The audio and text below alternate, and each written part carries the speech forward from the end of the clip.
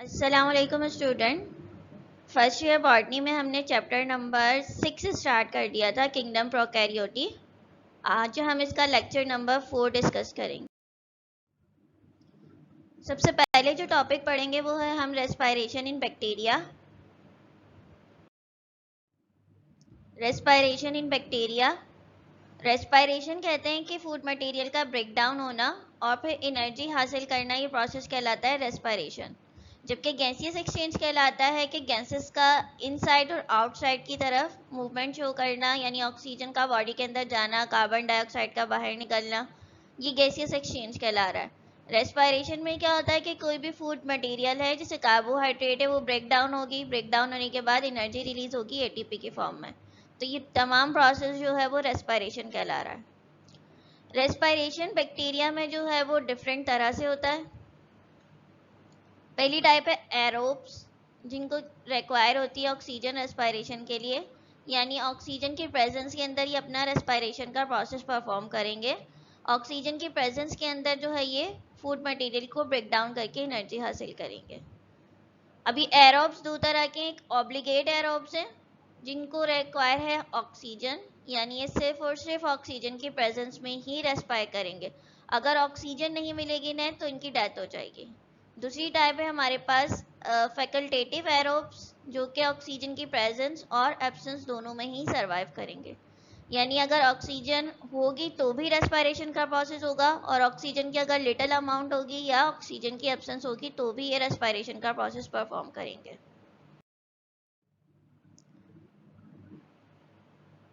एनाएरोब second type है और ये रेस्पायर करेंगे ऑक्सीजन की एब्सेंस में, यानी अगर ऑक्सीजन की एब्सेंस हो जाएगी तो ब्रेक डाउन का प्रोसेस होगा फूड मटेरियल का और एनर्जी हासिल करेंगे।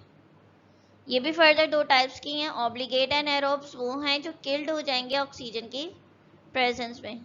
ये तो वही एनाएरोब्स वही हुए जो ऑक्सीजन की एब्सेंस में रेस्पायर कर रहे हैं, मगर अगर इन्हीं बैक्टीरिया को जो है वो ऑक्सीजन प्रोवाइड कर दी जाए तो इनकी डेथ हो जाएगी।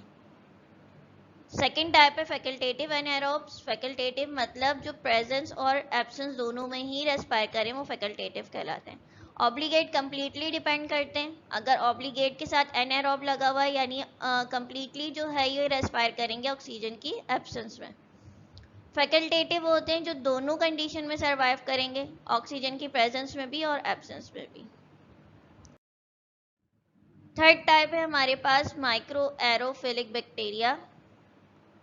ऐसे बैक्टीरिया जो कि रेस्पायर करेंगे बहुत थोड़ी सी अमाउंट में ऑक्सीजन की, उनको कहते हैं हम माइक्रो एरोफिलिक बैक्टीरिया। कुछ बैक्टीरिया वो थे जो ऑक्सीजन के ज़्यादा अमाउंट में सर्वाइव कर रहे थे, एरोब्स कहला रहे थे। और वो बैक्टीरिया जो ऑक्सीजन की एब्सेंस में सर्वाइव कर रहे थे वो एनएरोब्स कहलाएंगे। इसी तरह फैकल्टेटिव होते जो ऑक्सीजन की प्रेजेंस और एब्सेंस दोनों कंडीशन में सर्वाइव करेंगे, और ऑब्लिगेट हम उन्हें कह रहे थे जो कंप्लीटली डिपेंड करेंगे। यानी अगर ऑब्लिगेट एरोब्स हैं तो ऑक्सीजन की प्रेजेंस में रेस्पायर करेंगे, ऑब्लिगेट एनएरोब्स हैं तो ऑक्सीजन की एब्सेंस में रेस्पायर करेंगे। ओवरव्यू है रेस्पायरेशन कितनी टाइप्स की हैं। एरोबिक रेस्पायरेशन वो रेस्पायरेशन जो ऑक्सीजन की प्रेजेंस में होगी।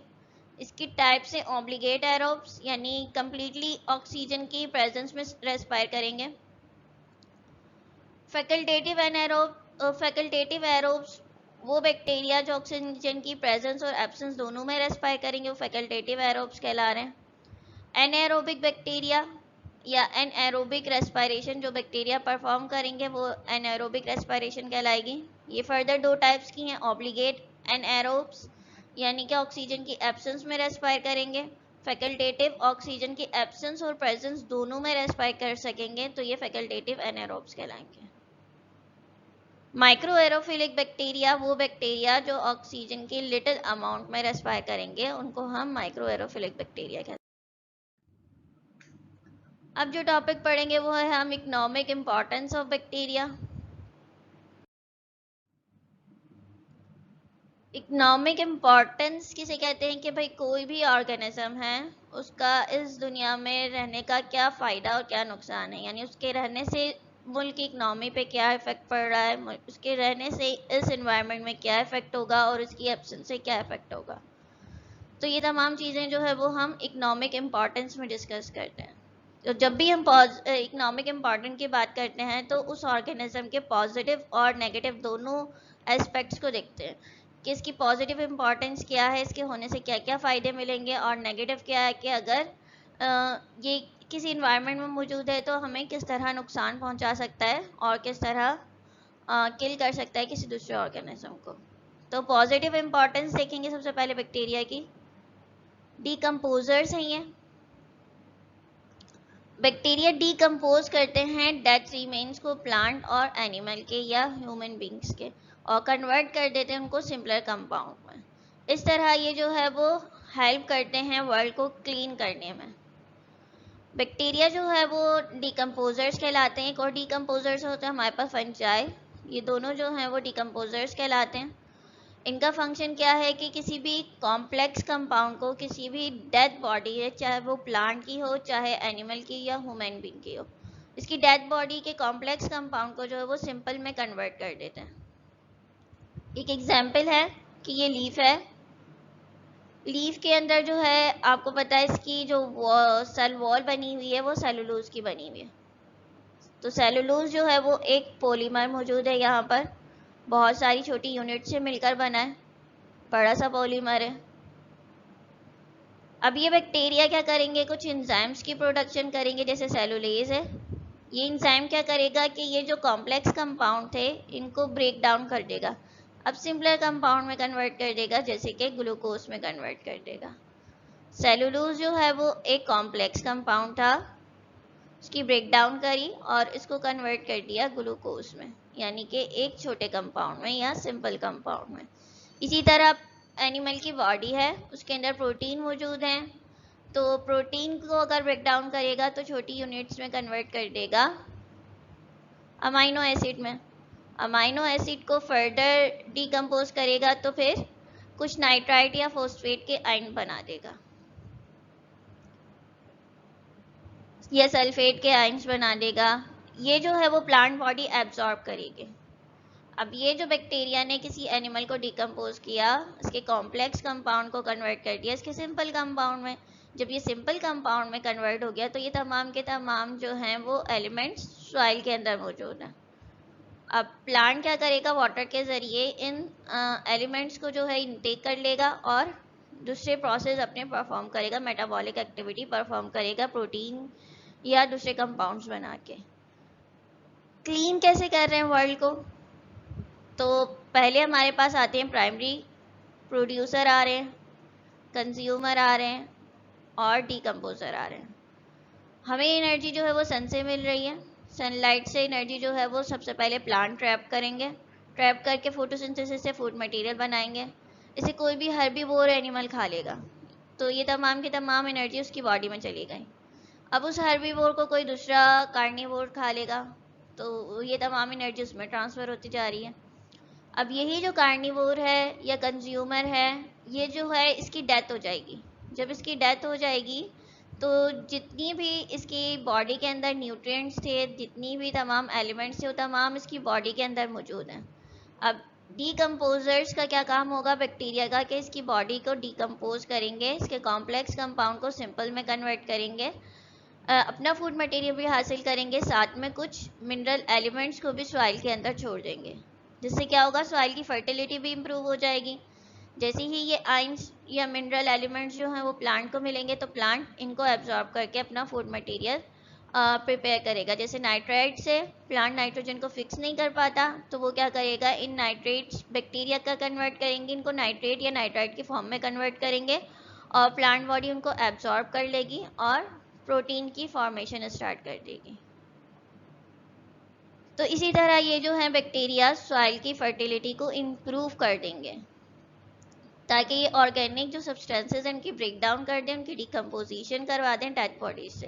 तो ये जो डेड बॉडीज़ हैं, जिन्होंने तमाम की तमाम मिनरल एलिमेंट्स जो हैं वो किसी कंज्यूमर से लिए थे, हर्बीवोर एनिमल से लिए थे, तमाम इनकी बॉडी के अंदर आ गए। जब इनकी डेथ हुई तो इस पर बैक्टीरिया ने डिकम्पोजिशन का प्रोसेस परफॉर्म किया और तमाम के मिनरल एलिमेंट्स जो हैं वो सॉइल में छोड़ दिए।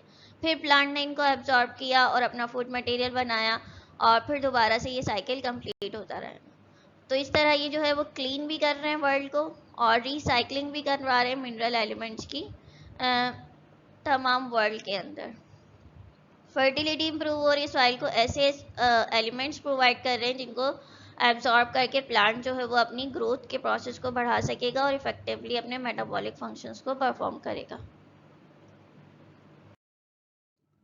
पॉजिटिव इंपॉर्टेंस में हमारे पास जो है वो थर्ड पॉइंट है इंडस्ट्रियल बैक्टीरिया।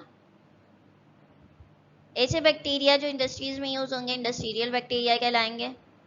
अल्कोहल की फॉर्मेशन के लिए भी इनको इस्तेमाल किया जाता है और इसके साथ जो है वो यूज होते हैं लेदर इंडस्ट्री में। तो बैक्टीरिया क्या करेंगे, ग्लूकोज को कन्वर्ट कर देंगे 3 कार्बन कंपाउंड में, फिर जो है वो पायरुवेट कहलाता है और ये तमाम प्रोसेस जिसके अंदर ग्लूकोज जो है वो पायरुवेट में कन्वर्ट होता है ये कहलाता है ग्लाइकोलिसिस। इसको डिटेल में जो है वो चैप्टर 11 में हम पढ़ेंगे कि कैसे फूड मटेरियल की ब्रेक डाउन हो रही है रेस्पिरेशन के ज़रिए और ये 3 कार्बन कंपाउंड में कन्वर्ट हो रहा है। फिर जब ये 3 कार्बन कंपाउंड में कन्वर्ट हो जाएगा तो बैक्टीरिया या ईस्ट जो है वो इस 3 कार्बन कंपाउंड को जो है वो अल्कोहल में कन्वर्ट करने शुरू कर देंगे और ये तमाम प्रोसेस कहलाता है अल्कोहलिक फर्मेंटेशन। यानी कि पायरुवेट का कन्वर्ट होना इथेनॉल में या अल्कोहल के किसी भी कंपाउंड में, तो ये तमाम प्रोसेस अल्कोहल कहलाएगा। फर्मेंटेशन का प्रोसेस ऑक्सीजन के एब्सेंस में हो रहा है तो इसलिए हम इसको फर्मेंटेशन कहला रहे हैं। लेदर इंडस्ट्रीज में यूज़ हो रहा है कि जो एनिमल की स्किन है उसके ऊपर जो हेयर लगे हुए हैं और पूरी स्किन को जो है वो इस तरह लेदर की फॉर्म में कन्वर्ट कर दिया जाता है। कुछ ऐसे इंजाइम सिक्रीट करते हैं ताकि वो उस स्किन को इस फॉर्म में कन्वर्ट कर दें और फिर इसको लेदर इंडस्ट्री में यूज़ किया जाता है डिफरेंट आइटम्स की प्रोडक्शन के लिए।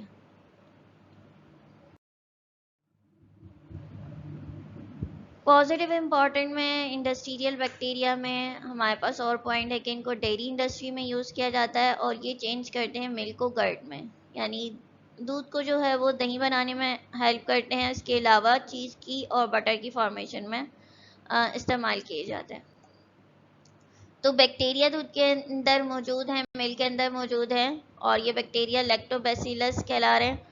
इनका फंक्शन क्या है कि ये मिल्क को जो है वो योगर्ट में कन्वर्ट कर देंगे, गर्ट में कन्वर्ट कर देंगे। इसी तरह मिल्क को जो है वो बटर और चीज़ की फॉर्म में भी कन्वर्ट कर देंगे। पॉजिटिव इंपॉर्टेंस में मज़ीद पॉइंट है हमारे पास जेनेटिक इंजीनियरिंग। जेनेटिक इंजीनियरिंग में बैक्टीरिया को यूटिलाइज़ किया जाता है।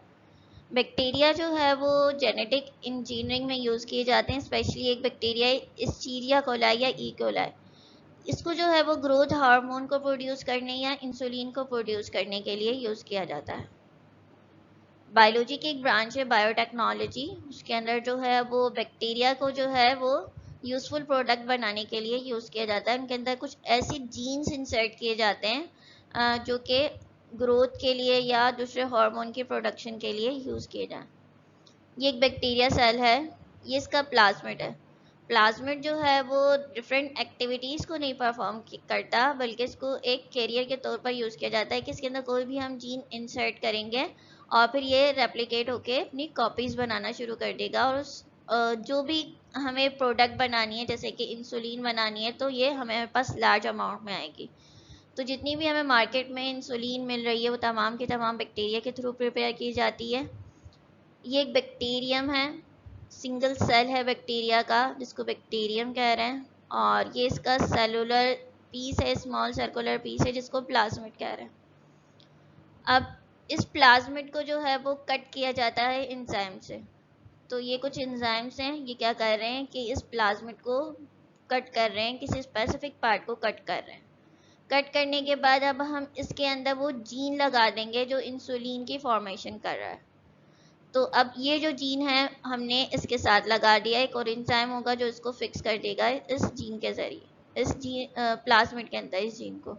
जीन क्या है कि ये क्रोमोसोम है, क्रोमोसोम के ऊपर कुछ करेक्टर की इंफॉर्मेशन लगी होती है और ये जो इंफॉर्मेशन लगी है जैसे कि ये एक इंफॉर्मेशन लगी हुई है इसको हम जीन कह रहे हैं और ये जीन जो है वो रिस्पॉन्सिबल है इंसुलिन बनाने के लिए। बेसिकली ये जो इंफॉर्मेशन होती है ये एक पार्ट होता है डीएनए का।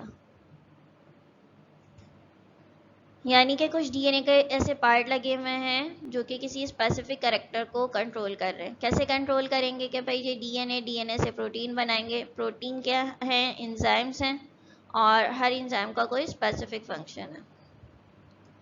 तो अब यहाँ पर क्या हुआ, प्लाज्मिड को कट कर दिया गया एंजाइम के ज़रिए। कट करने के बाद अब हमने अपनी डिज़ायर्ड जीन उसके ऊपर लगा दी। वो जीन जो इंसुलिन की प्रोडक्शन में हेल्प करती है, वो जीन हमने इस प्लाज्मिड में लगा दी। अब जब हमने इसको प्लाज्मिड में लगा दिया तो अब हम इसको दोबारा किसी दूसरे बैक्टीरियम सेल के अंदर इंसर्ट कर देंगे। तो जब हम इसको इंसर्ट कर देंगे तो इसके अंदर एक प्रोसेस होगा डिवीजन का, जिसको कहते हैं बाइनरी फिजन। प्रीवियस लेक्चर में भी हमने पढ़ा था कि बाइनरी फिजन जो है वो सबसे फास्टेस्ट प्रोसेस है, और 20 to 30 मिनट्स के अंदर ये बैक्टीरियल सेल को डिवाइड कर देता है। तो अब ये जो बैक्टीरिया सेल है जिसके अंदर वो प्लाज्मिड मौजूद है, जिसके पास जीन मौजूद है इंसुलिन की फॉर्मेशन की। अब ये जो प्लाज्मिड है ये दोबारा से डुप्लीकेट होगा, अपने साइज को इंक्रीज करेगा और दो सेल में डिवाइड होगा। कॉन्स्ट्रिक्शन डेवलप होगी इसकी वॉल्स में, और एक सेल से दो में डिवाइड होगा। इस तरह बहुत सारे हमारे पास बैक्टीरिया के सेल प्रोड्यूस हो जाएंगे बाइनरी फिजन के प्रोसेस के ज़रिए। तो जेनेटिक इंजीनियरिंग में हम क्या करते हैं कि बैक्टीरिया का प्लाज्मिड लेते हैं, उसको कट करते हैं एंजाइम की मदद से। कट करने के बाद वो जीन जिस चीज़ की हमें प्रोडक्शन करवानी हो, चाहे वो इंसुलिन हो, कोई भी ग्रोथ हार्मोन हो, हम वो इसकी प्लाज्मिड के अंदर इंसर्ट कर देते हैं। इंसर्ट करने के बाद इसको बैक्टीरिया में प्लाज्मिड को इंसर्ट करेंगे, और फिर डिवीजन का प्रोसेस होगा, रिप्रोडक्शन का प्रोसेस होगा, बाइनरी फिजन का, एसेक्सुअल रिप्रोडक्शन का, और बैक्टीरिया सेल रैपिडली डिवाइड होंगे, और इस तरह हमारे पास बहुत सारी इंसुलिन की प्रोडक्शन हो जाएगी। तो हम जेनेटिक इंजीनियरिंग में इस तरह बैक्टीरिया को यूटिलाइज कर सकते हैं यूजफुल प्रोडक्ट्स बनाने के लिए।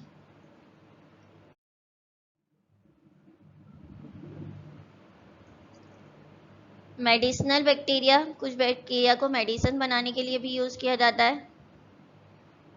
बैक्टीरिया जो है वो इम्पॉर्टेंट एंटीबायोटिक्स जो है इन बैक्टीरिया से हासिल की जाती है, जैसे कि टेरामाइसिन, स्ट्रेप्टोमाइसिन, नियोमाइसिन, थायरोथाइसिन, सब्टिलिन, राइबोफ्लेविन, ये तमाम के तमाम जो हैं वो बैक्टीरिया। राइबोफ्लेविन जो है वो एक विटामिन है जो कि एक बैक्टीरिया क्लोस्ट्रीडियम से हासिल किया जाता है। तो ये तमाम मेडिसिन की जो है फॉर्मेशन के लिए भी बैक्टीरिया को यूज़ किया जाता है। अब जो है वो नेगेटिव इम्पॉर्टेंस को हम डिस्कस करेंगे कि बैक्टीरिया क्या नेगेटिव इम्पैक्ट्स हैं बैक्टीरिया के इस एनवायरनमेंट पे। स्पॉइल कर देगा फूड मटेरियल को, जितना भी हमारा खाना है उसको स्पॉइल करने के लिए बैक्टीरिया अहम किरदार अदा करेंगे। स्पॉइल कर देंगे फूड स्टफ को जो है वो केमिकल प्रोसेस के ज़रिए, यानी कि जो इनके यूज़फुल कंपाउंड्स थे उनको दूसरे छोटे कंपाउंड्स में ब्रेक डाउन कर देंगे। जब वो ब्रेक डाउन हो जाएंगे तो फिर ये इनके अंदर कोई जायका नहीं रहेगा, और कुछ ऑर्डर भी प्रोड्यूस करने लग जाएंगे, स्मेल भी प्रोड्यूस करने लग जाएंगे, और ये फूड खाने के काबिल नहीं रहेगा। डिसीज़ कॉज करेंगे प्लांट के अंदर। प्लांट के अंदर डिसीज़ कॉज करेंगे वो सिट्रस कैंकर है, फायर ब्लाइट है, रिंग डिसीज़ है पोटैटो की। सिट्रस कैंकर के अंदर क्या होगा कि कैंकर जो है वो सिट्रस जो है उस पर कैंकर डेवलप हो जाएगा और ये हार्ड हो जाएगा, ब्रेक नहीं होगा। फायर ब्लाइट में क्या होगा कि ये जो लीव्स होंगे एप्पल्स के या पेयर वगैरह के, वो इस तरह झुलसने की कंडीशन में आ जाएंगे कि जैसे मुरझा से जाएंगे, कि जैसे कोई फायर की वजह से ये प्लांट जो है वो डिस्ट्रॉय हो गया। मगर बेसिकली क्या होता है कि बैक्टीरिया जो है वो इनके लीव को इस कंडीशन में कन्वर्ट कर देते हैं। रिंग रॉड ऑफ पोटैटो में क्या होगा कि ये जो पोटैटो है, जब हम इसके पीस को कट करेंगे तो यहाँ पर जो है वो हमें एक रिंग नज़र आने लग जाएगी ब्लैक कलर की साइड। तो ये भी बेसिकली बैक्टीरिया जो है वो डिसीज़ कॉज करते हैं, और इंटरनल जो है इनके वेस्कुलर बंडल्स को जो है जाइलम फ्लोएम को डिस्ट्रॉय करना शुरू कर देते हैं।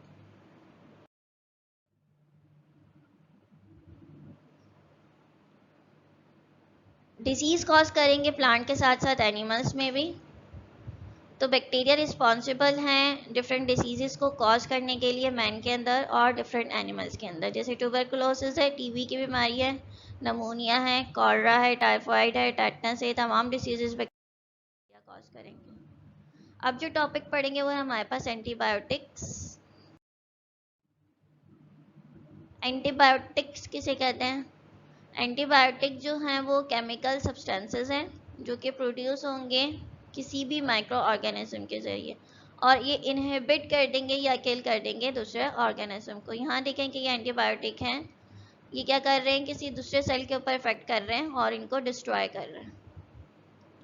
तो कुछ केमिकल सब्सटेंसेस कोई माइक्रो ऑर्गेनिज्म प्रोड्यूस करेगा, और ये जो केमिकल सब्सटेंसेस हैं इनका बेसिकली फंक्शन क्या है कि ये किसी माइक्रो दूसरे ऑर्गेनिज्म को जो डिसीज़ कॉज कर रहे हैं उसकी एक्टिविटी को इनहिबिट कर देंगे, रोक देंगे, या फिर उस पूरे सेल को डिस्ट्रॉय कर देंगे।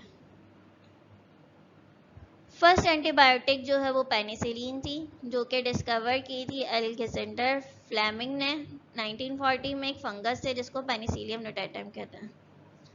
अलेक्जेंडर ने क्या किया था कि एक पेट्री प्लेट के अंदर बैक्टीरिया की ग्रोथ करवा रहा था। ग्रोथ करवाते तमाम बैक्टीरिया यहाँ ग्रोथ कर रहे थे। अब उसको कुछ जो है वो दूसरी कॉलोनी नज़र आने लगी, और ये कॉलोनी जो थी वो पेनिसिलियम की थी। उसने फिर नोटिस किया कि ये कुछ ग्रोथ नज़र आ रही है, और ये जो ग्रोथ है ये इनहिबिट कर रही है इस बैक्टीरिया सेल को मज़ीद ग्रो करने से। मतलब इस बैक्टीरिया सेल की रिप्रोडक्शन के प्रोसेस को स्टॉप कर रही है, डिवीजन के प्रोसेस को स्टॉप कर रही है। इसने जब ये जो एक कॉलोनी थी जिसके जो पेनिसिलिन की थी इसको आइसोलेट किया, तो फिर उसने एक एंटीबायोटिक डिस्कवर कर ली इस कॉलोनी से जिसका नाम पेनिसिलिन रखा, और इसका फंक्शन क्या था कि ये किसी भी बैक्टीरिया की जो एक्टिविटी है उसको इनहिबिट कर देती थी या किल कर देती थी।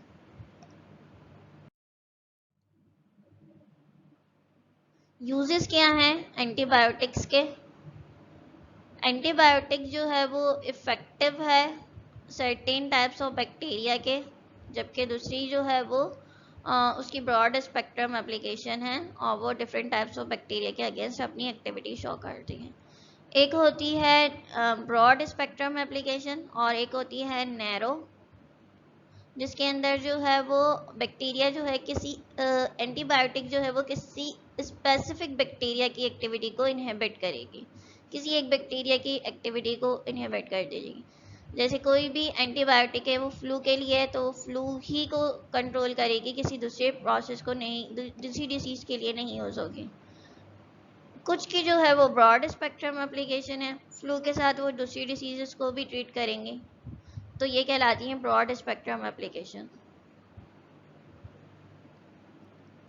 एंटीबायोटिक जो है वो किल करेंगी या स्टॉप कर देंगी पैथोजेनिक बैक्टीरिया को। पैथोजेनिक बैक्टीरिया वो बैक्टीरिया जो डिसीज़ कॉज करते हैं। अब इन बैक्टीरिया को या तो ये पूरा डिस्ट्रॉय कर देंगे, किल कर देंगे, या कुछ इनके ऐसे पार्ट्स की एक्टिविटी को रोक देंगी जिसकी वजह से ये डिसीज़ कॉज नहीं करेंगे, स्टॉप कर देंगे इसके ग्रोथ के प्रोसेस को, मज़ीद रैपिडली जो है वो सेल को डिवाइड नहीं होने देंगे ताकि डिसीज़ कॉज ना हो। तो दो तरह से अपने फंक्शंस को परफॉर्म करेंगे ये, या तो इनहिबिट कर देंगे या फिर उस पूरे सेल को डिस्ट्रॉय कर देंगे।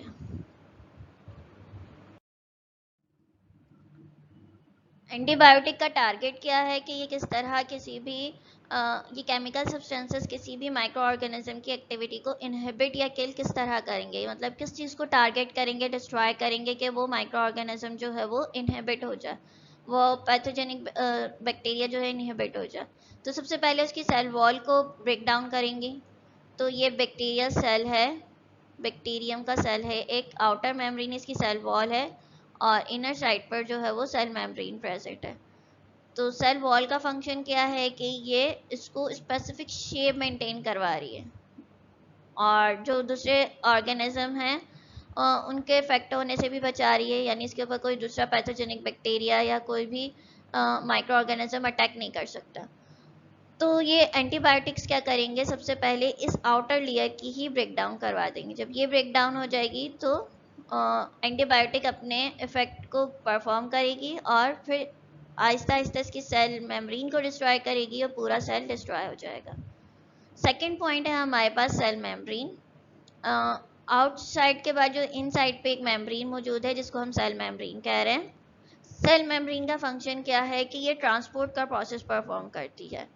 यानी कुछ सब्सटेंसेस की मूवमेंट करवाएगी सेल के आउटसाइड में और कुछ को जो है वो इनसाइड मूव करवाएगी, ट्रांसपोर्ट में हेल्प करेगी। जब ये एंटीबायोटिक्स जो हैं वो इस सेल मेम्ब्रेन को ही डिस्ट्रॉय कर देंगे तो ये ट्रांसपोर्ट का प्रोसेस इनका स्टॉप हो जाएगा और सेल जो है वो एनर्जी नहीं हासिल कर पाएगा, और एनर्जी नहीं हासिल कर पाएगा तो अपने ग्रोथ की रेट को इफेक्ट कर देगा। डिक्लाइन फेज पे चले जाएंगे बैक्टीरिया और इनकी डेथ होना शुरू हो जाएगी। राइबोसोम्स को इफेक्ट करेगी। सेल के अंदर यहाँ पर कुछ ग्रेन्युलर स्ट्रक्चर्स मौजूद हैं जिनको हम राइबोसोम कह रहे हैं, और इन राइबोसोम्स का काम क्या है कि ये प्रोटीन की फॉर्मेशन करवाएंगे, यानी कुछ एंजाइम्स की फॉर्मेशन करवाएंगे और वो एंजाइम को स्पेसिफिक रोल प्ले करेंगे। तो ये इन राइबोसोम को डिस्ट्रॉय कर देंगी। फिर न्यूक्लियर मटेरियल है। सेल के अंदर यहाँ पर एक न्यूक्लियर मटेरियल मौजूद है, जेनेटिक इन्फॉर्मेशन कैरी कर रहा है ये न्यूक्लियर मटेरियल, और एक जनरेशन से दूसरी जनरेशन में भी पास आउट हो रहा है। डिफरेंट प्रोसेस जो है वो सेल के अंदर उनको भी परफॉर्म कर रहा है। तो इस जेनेटिक मटेरियल को ही डिस्ट्रॉय कर देंगे तो सेल अपने फंक्शंस को परफॉर्म नहीं कर पाएगा, इस तरह पूरा सेल डिस्ट्रॉय हो जाएगा। मेडिसिनल यूजेस के साथ जो है वो कुछ यूज़ एग्रीकल्चर में भी यूज़ किया जाता है इन्हें, यानी कि प्लांट्स के लिए भी एंटीबायोटिक्स यूज़ की जाती है ताकि कोई पैथोजेनिक बैक्टीरिया या ऑर्गेनिज्म जो है वो इनको किल ना कर पाए। तो सिर्फ एनिमल्स में ही नहीं यूज़ की जाती है एंटीबायोटिक्स, प्लांट के लिए भी यूज़ की जाती हैं, ग्रोथ को बढ़ाने के लिए, इम्प्रूव करने के लिए। कुछ मिस यूजेस भी हैं। एक्सेसिव यूटिलाइज जो है वो एंटीबायोटिक का रेजिस्टेंस क्रिएट कर देती है पैथोजेनिक ऑर्गेनिजम्स में। अगर डॉक्टर ने आपको जो है वो 4 दिन का कोर्स दिया एंटीबायोटिक का और आप जो है वो कहें कि भाई ये एंटीबायोटिक खा के तो मैं बिल्कुल ठीक हो गई हूँ, मज़ीद 1 दिन और खा लेते हैं, क्या हो गया? आपने ये एंटीबायोटिक 5 दिन खा ली।